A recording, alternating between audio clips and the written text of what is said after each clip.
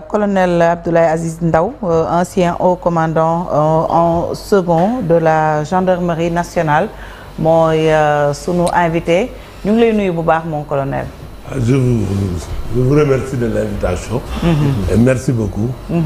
J'ai l'habitude de venir à TFM. Bon, ça fait un moment quand même je suis pas venu, sauf peut-être pour les 4 avril. Bon, mais là, c'est tellement important la question que tu poses que bon, je voudrais apporter quand même mes éclaircissements. Merci Chérif waxal invité bi wolof la bu ko defee ñu mën a sóobu. respect à vous respect à vous. Gàddaaw moo colonel kii la consultant la si c'est notre consultant. ndax moo di nga fiy ñëw kon yow yaay bañ des fois rek xam nga pour des raisons yoo xamante ne on vous comprend ndax question militaire moom dafa xaw a sensible quoi donc vous mon colonel vous avez été aussi ay jamono au commandant en second bu gendarmerie nekkoon nga aussi attaché militaire. ci ambassade Sénégal fële ci Rome laataa ngay nekk à la retraite vous êtes l'auteur aussi de plusieurs ouvrages bi mooy bi mujj bi le Sahel terre de conflit Sahel boobu xam naa bu ko jot gi mayee dinañ jox ndax président de la République justement tey il est attendu au Mali ak Burkina Faso ci wàllu kaaraange gi maa ngi doon wax mbiram attaché militaire nga nekkoon ko débat bi nag gis nga ko depuis avant-hier avec l'affectation du général Souleymane Kandé moom moo nekkoon chef d'état-major de l'armée de terre nekkoon également commandant force spéciale bi ñu affecté ko fële ca New Delhi ambassade Sénégal moo fa nekk attaché de défense comme yow ni nga nekkoon déjà métier mi attaché militaire moom luy kun fa yabal wala ñu fal la ko lu ñuy xaar ci yow. waaw bon man mën naa fi wax ndax def naa ni man je suis le seul militaire sénégalais à avoir été 2 fois attaché militaire. nekk naa attaché militaire du Sénégal en Guinée nekk naa attaché militaire du Sénégal en Italie à Rome. donc attaché militaire mën naa si wax attaché militaire dañu am ay coopération militaire ak certains pays et donc dañu am benn officier bu nekk ci ambassade bi diriger li ñuy wax une mission militaire comme ni ma amee mission économique comme ni ma amee yeneen type de mission culture ak yooyu waay voilà mais état bi ci boppam mooy décider ne pays bi am naa coopération ak moom dama fay ubbi mission militaire. kun fay yóbbu moom lan mooy ban ndomba tànk la laaj ngir nga nekkal fa état bi. ku ñu fay yóbbu da nga nekk officier supérieur wala officier général xam nga dafa am ay confusion yu bari armée dafa am grade am fonction sa grade waxtu boo amee benn grade bi da lay permettre nga occuper benn fonction ci armée bi lieutenant yi am na fonction yu ñuy occuper.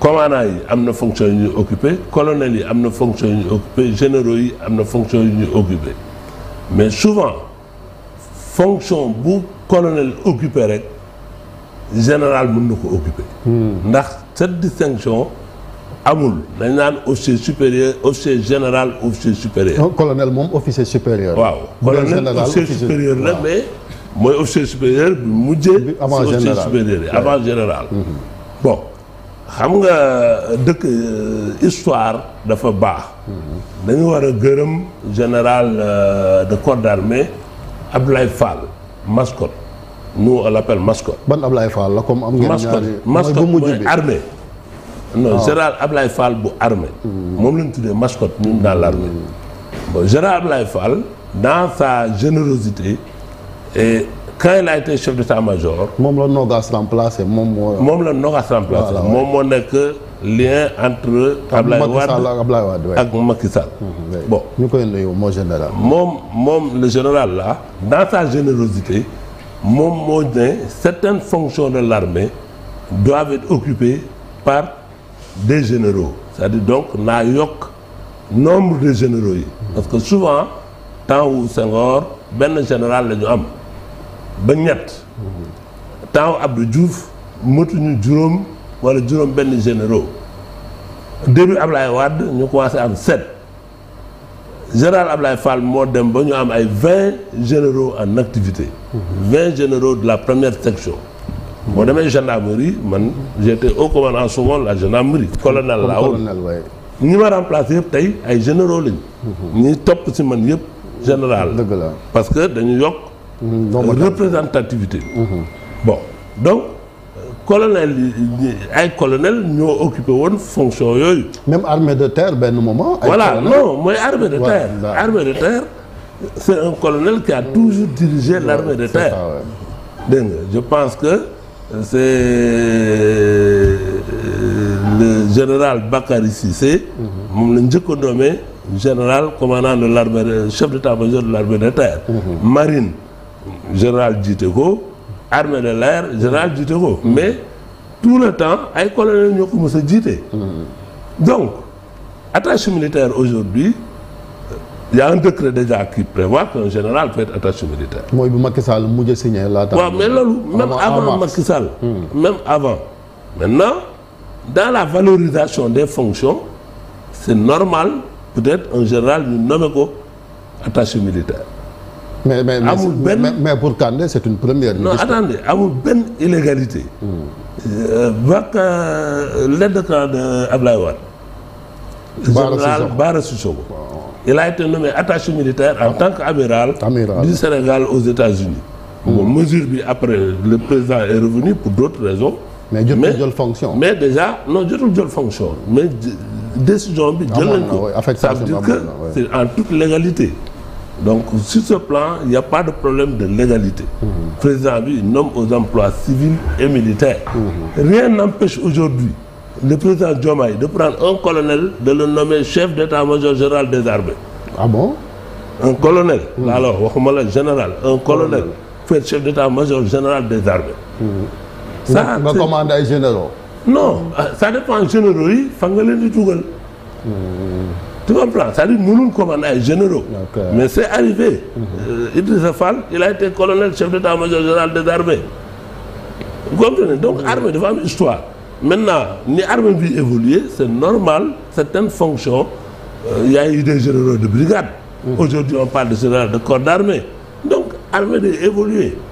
donc évolution boobu lañ nekk. donc pour le cas Kandé on ne va pas parler. de amul benn illégalité. d'humiliation wala illégalité. non c'est différent ça. oui illégalité parce que décret bi. voilà décret bi moom da koy attaqué ci cour suprême. amul benn non mun ko attaquer. c'est même pas la peine d'essayer parce que c'est conforme aux lois militaires. ah d'accord donc coow li nag dafa bari trop ci li nga xamante ni moom mooy wàll woowu mais bu fekkante ni aussi lim jiite ci ay ndomba tànk déjà mu nekkoon CEMAT en même temps commande les forces spéciales est-ce que boo ko yóbboo foofu. doo ko suufeel aussi. xam nga ñaari titres yi nga def noonu pour man personnellement en tant que soldat dafa am malaise mënuloo nekk chef d'état-major de l'armée de terre nekk commandant des forces spéciales loolu c'est une erreur du président Macky Sall loolu mënul am. xam nga dañu am une organisation militaire boo xam ni dafa reposer sur ay équilibre. Sénégal depuis 1962 état bi jëlul benn militaire mu jox ko autorité sur toute l'armée loolu amu fi dañu am ay équilibre. Au commandant gendarmerie c'est le seul militaire qui a un commandement national qui est commandant mais chef d'état-major bi il a ce qu'on appelle un commandement organique. Le chef d'état-major de l'armée de terre muy Kandé il a un commandement organique. Commandement opérationnel état bi da ko jox dans la territorialité on a 7 zones militaires. ñooñu ay commandants opérationnels la ñooñu ñoo am droit conduire des actions de guerre.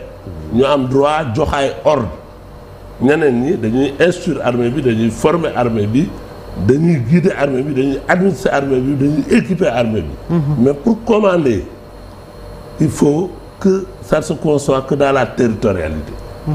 bés bu ñu waroon guerre président bi day obligé de nommer un commandant en chef ku ko neex ci généraux yi mën na la nommer loolu mooy suñu équilibre parce que bëgguñ jël doole bi jox ko benn nit.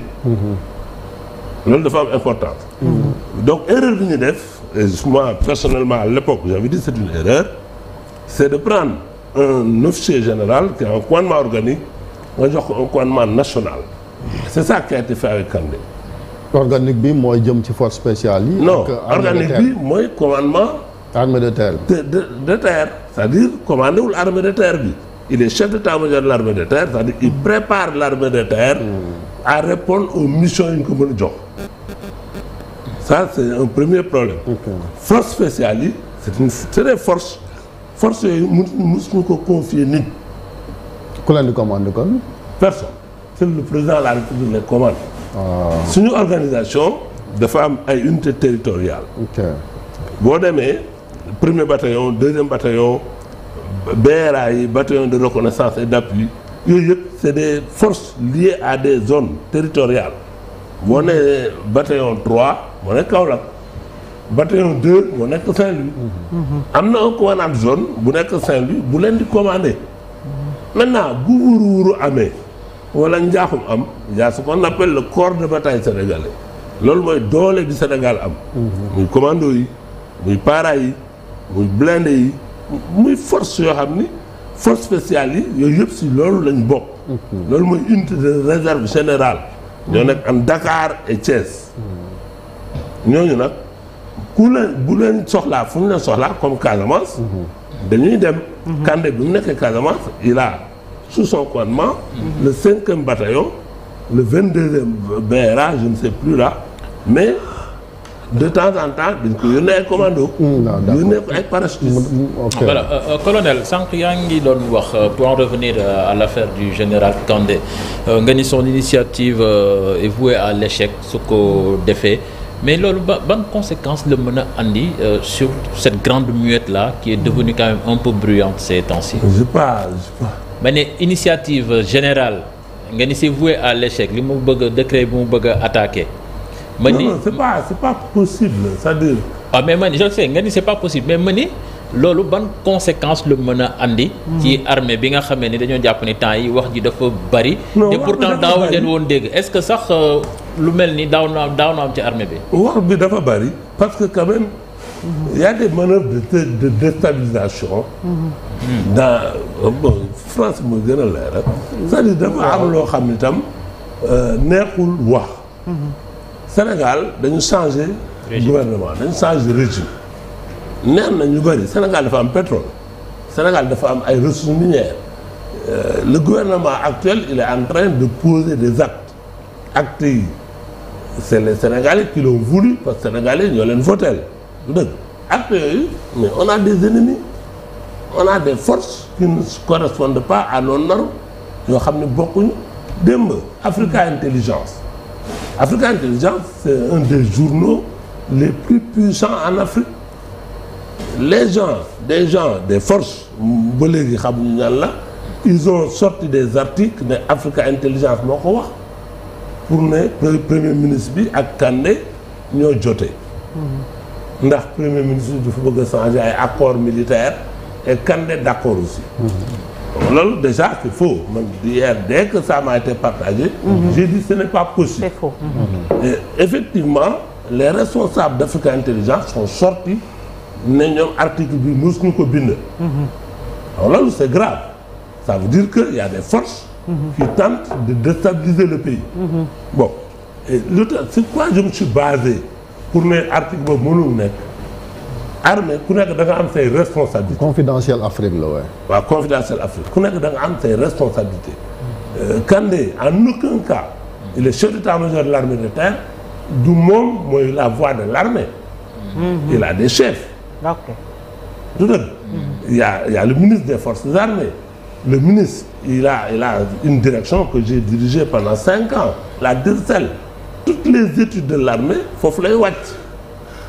toutes les études foofu lay wàcc lu armée bi xalaat foofu lay wàcc. xanaa colonel bi diriger foofu. qui est le responsable des affaires juridiques de l'armée. et des études générales de l'armée. xëy na mën na ne Sonko li mu bëgg a def on n'est pas d'accord il peut le dire au ministre peut-être mais je vois. wala SEMGA bi wax ko parce que. wala SEMGA bi wala chef d'état-major particulier mais un chef d'état-major de l'armée de terre c'est pas sa responsabilité. bu fekkee da ko def c'est de l'indiscipline notoire. léegi su bañee obtempérer nag dem ci poste bi. ko affecté mënul nekk ba muy ñàkk bañ a obtempérer. man. j'ai occupé des fonctions plus importantes que les fonctions de général Kandé. nekkoon na numéro 2 gendarmerie. j'étais numéro 2 de la gendarmerie boo demee dans l'armée. poste yi c'est hiérarchisé. y a le chef d'état amul sañ-sañu bañ. amul sañ-sañu ne du dem. bañ ma namee attaché militaire neexuma je commandais 9000 hommes comme Kandé donc am na loo xam ne c'est personnel. mën na la neex mën na la ñàkk a neex. bu ñu mën nommé attaché militaire neexuma mais aw ma si benn. problème dogal. dama jël sama bagage sama valise dem nekk attaché militaire. mais attaché militaire mon colonel dañu wax ni da nga am rang de ministre conseil avec tous les avantages et afférents lan moo ci humiliant ba bu ñu ko defee ni ñu jàpp ne sanction la lan mooy problème bi. boo jëlee man bi mu newoon naa la nekk naa 2 fois attaché militaire. nekk naa ko Guinée nekk naa ko Italie. bi ma nekkee Italie attaché militaire pratiquement dama complexé j'étais un des rares colonels attaché militaire yëpp ay généraux la et un président de la République dafa soxla am ay capacité d'affectation ay capacité de manœuvre. prérogative am la ay prérogative amul benn poste dans l'armée wax naa la mën nañ jël tey un colonel nommé ko chef d'état-major rien ne s'y oppose. mais en ce moment le colonel man nekk naa au commandant second la gendarmerie bi may nommé au commandant la gendarmerie il y avait après 4 colonels de gendarmerie plus anciens que moi. mënuma leen commander état bi da leen jël na yóbbu leen attaché militaire. exiler leen quoi pour nga mën a doxal yow. da leen mën doxal. mais état bi bu amul capacité de manœuvre yooyu du sotti. mais plus grave le général qui vient d'être nommé chef d'état-major de l'armée de terre Maguette Ndiaye. il était où. waaw moom nekkuloon Sénégal de. ah ok. il était à l'inspection générale des forces armées. il était général. lu mu fa doon def. hein. moo nekkoon inspecteur moo nekkoon inspecteur des armes. l'inspecteur des armes ça a toujours été un colonel.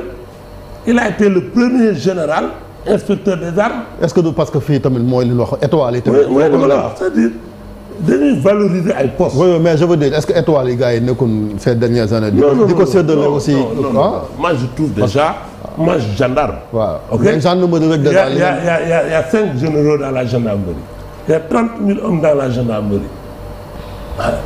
voilà. 5 c'est petit quoi. c'est petit pour la gendarmerie. armée moom bari na léegi. armée il y a une quinzaine de généraux mais ñoom ñëpp ils ont des postes. mais le général Maguette Ndiaye là mais quand elle a nommé inspecteur des armes il a remplacé un colonel. est-ce que dafa ne non man fi poste colonel la man du ma fa dem. donc daal affaire de ego da nga koy jël teg ko ci suuf. il y a de l'ego man personnellement dama nañ ma attaché militaire j'étais pas ñaar yëpp ñu mën na may attaché militaire j'étais pas content. la première fois comment nommé attaché militaire j'ai fait l'enquête sur le Joola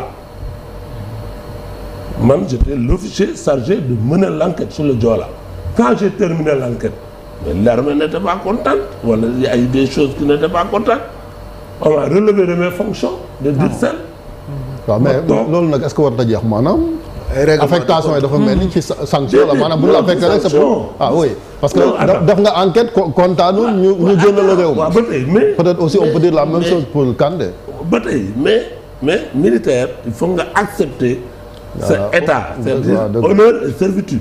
obéir waaw. dégg nga foog nga am honneur et servitude. circonstance du loolu ngeen di wax. voilà maintenant mënuloo ne rek man damay. tu comprends Kandé quand elle a nommé général est-ce que tout le monde était content? Il y avait des colonels plus anciens que lui. Qui sont aussi méritants. C'est ça, ouais. Aussi méritants. Voilà.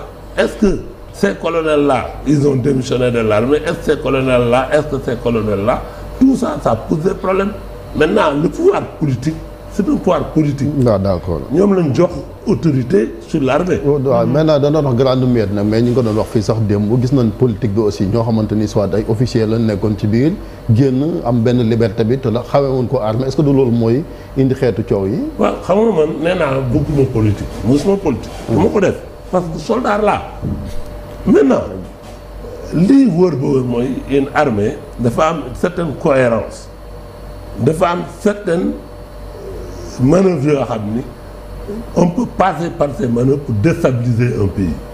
Comme l'histoire de Kandé là boo gisee li ñuy wax ay Africa confidentiel wala wax li yooyu ça déstabilise les forces. Les forces c'est pas les généraux là c'est une infime minorité dans l'armée. L'armée c'est d'abord nos soldats. mooy troupe yi quoi. Nos soldats et nos soldats il faut qu'ils croient à leurs officiers. Très bien. Et souvent il y a eu des problèmes qui sont passés yoo xam ne c'est pas bien. Macky Sall là il a limogé 2 généraux Personne n'en a parlé. Le général Wade là qu'on a limogé après un 4 avril, toute l'armée défile, le lendemain on le limoge. Mais Diomaye a fait de même pour Moussa Fall aussi. Bon, mais il faut le permettre. Il faut le permettre. C'est-à-dire, si Diomaye n'a pas confiance en le général, il le limoge. L'essentiel, il ne faut pas humilier des personnes. Quelle que soit la situation, il ne faut jamais humilier les personnes. Un officier, c'est quelqu'un qui s'est engagé dans le service de l'État. Dernière question, Chérif. Oui, question yi dinañ wax ci Sahel 2 questions Fatick beneen avant Sahel bi mais am na changement tamit ci sécurité publique police démb am nañ patron bees gendarmerie aussi la même chose yow parce que Mali nga ngi nii ne fa mu dëkk nga xamante ni moom mooy fan la seen koñ insécurité ba yàgg nañ ko wax naka lañ mën a def pour kaaraange gi aussi di naan sécurité publique bi. ñu mën koo garantir les gens sont en train de réfléchir nit ñi ñu ngi fiy xalaat xam nga. On a un gendarme au ministère de l'Intérieur. Pendant ces 3 dernières années, il y a beaucoup de choses qui n'ont pas fonctionné dans la République. Moi, je le dis. C'est quoi? Comme quoi? Attends, les renseignements n'ont pas fonctionné. Les renseignements n'ont pas fonctionné. Un État, c'est d'abord le renseignement. Un État, dans les xam li xew. Mollah Morgun là, il est plus renseigné que les services spéciaux. Parce que le renseignement, c'est pas ay Facebook, ay lii, ay là, non, je tape sur des gens, ainsi de suite. C'est pas ça le renseignement. Le renseignement, c'est voir les activités de déstabilisation contre le pays. C'est pas des activités politiques, c'est des activités de déstabilisation. Comme Africa Confidentiel, li mu bind, il appartient au service de renseignement ñu xam lii fan la jógee. mais y en a eu aussi ci dans le passé ñoo xamante ni toog nañ fi assumé ne financé nañ ay cocktail molotov ak. waaw ba tey mais loolu yëpp c'est-à-dire l'activité de renseignement moo war a distinguer le vrai du faux. L'État là ne peut pas être guidé par Facebook et les réseaux sociaux. État bi dafa war a am. ay nit yoo xam ne dañuy. mais am na changement aussi ci renseignement bi oui non il y a un jeune là bon je sais moi j'ai travaillé avec lui pendant 10 ans. et pour Sahel naka la mën def parce que encore une fois Sénégal c'est vrai que boole woon ci G5 Sahel bi tas le foofu tamit ay putschistes ñoo ko jiite le président sera au Mali et au Burkina. nu mën a def ba kaaraange gi Sahel bi ñu. c'est-à-dire il faut ak Russie yi nga xam ñi ngi dàq français mais ñi ngi indi Russie mon livre là ci coopération militaire. mon livre là. oui ça y est à l'antenne. je lis l'insécurité, je lis le terrorisme à la pauvreté. Le livre là, c'est une démonstration du lien entre la pauvreté et le terrorisme. C'est la pauvreté aussi qui crée les agressions dans Dakar. Tous les jeunes en tchak-tchak là, qui agressent les gens, qui agressent surtout les femmes, tout ça. Mais il faut y mettre un terme. Mais on y mettra un terme de 2 manières. Le premier terme, c'est trouver du travail à ces gens. Leur trouver des occupations. Essayer réellement de remettre l'économie du pays en rail. Et deuxièmement, en ce moment, il y a une activité de police qu'il faut mener. C'est 2 choses bien différentes. C'est normal. Mais il faut les 2 choses. Il faut d'abord la jeunesse là repenser ni pareil dugg ci gaal yi là di dem ay Europe ak ay gaal jox leen arme. Très bien. Boo leen joxe arme il faut ce qu'ils veulent. Le livre là c'est un peu sur ces problématiques. Attirer les gouvernants sur ces problématiques. Il faut un peu plus de démocratie. Les coups d'État au Mali, au Niger, c'est bon que le président y aille. Et qu'on ramène ces pays un peu dans notre propre giron. Qu'on parle du franc CFA. Qu'on regarde notre intégration économique, comment il faut faire. mais leen gis mooy dañuy dàq France di woo waa Russie. non ci wàllu coopération militaire. loolu aussi.